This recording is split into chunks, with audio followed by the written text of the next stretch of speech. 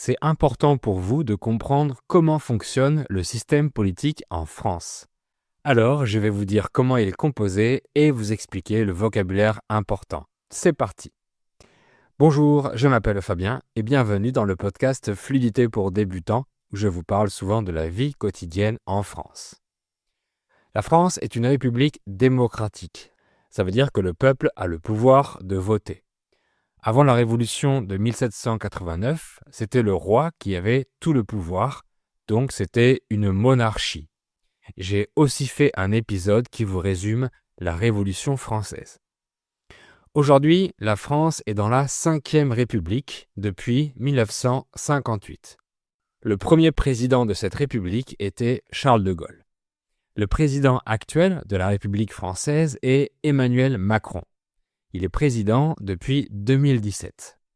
La 5e République est contrôlée par une constitution. C'est une règle suprême qui explique comment fonctionne le pays.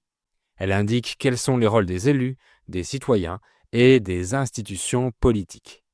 Elle explique aussi les symboles de la France, le drapeau qui est bleu, blanc, rouge, l'hymne national qui est la Marseillaise et la devise nationale qui est liberté, égalité, fraternité.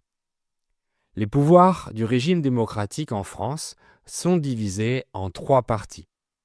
Premièrement, le pouvoir législatif, qui fait les lois, c'est le Parlement. Il est composé de 2 chambres, l'Assemblée nationale et le Sénat.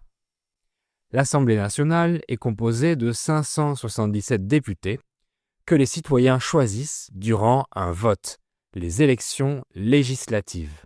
Quand les citoyens votent, on appelle ça le suffrage universel direct. L'autre chambre du Parlement, c'est le Sénat. Les citoyens ne votent pas pour les sénateurs. Ce sont des grands électeurs qui les choisissent. On appelle ça le suffrage universel indirect. Les lois du pays peuvent être proposées par l'Assemblée nationale ou par le Sénat, donc par les 2 chambres du Parlement. Mais pour que la loi soit appliquée, il faut que l'autre partie vote pour également.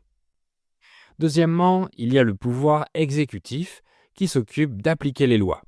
Il est composé du président de la République et du gouvernement.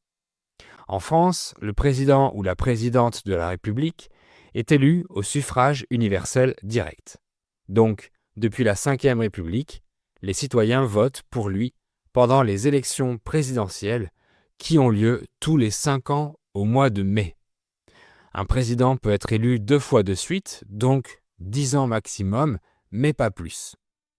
Et juste après les élections présidentielles, les citoyens votent pour choisir les députés de l'Assemblée nationale.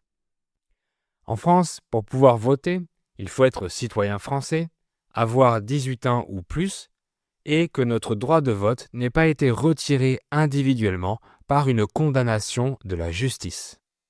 Les élections présidentielles se font en 2 tours. Au premier tour, on vote pour plusieurs candidats. Au deuxième tour, on choisit entre les 2 candidats qui ont eu le plus de votes au premier tour. Le président est celui qui a la majorité des votes. Le président de la République choisit ensuite un Premier ministre.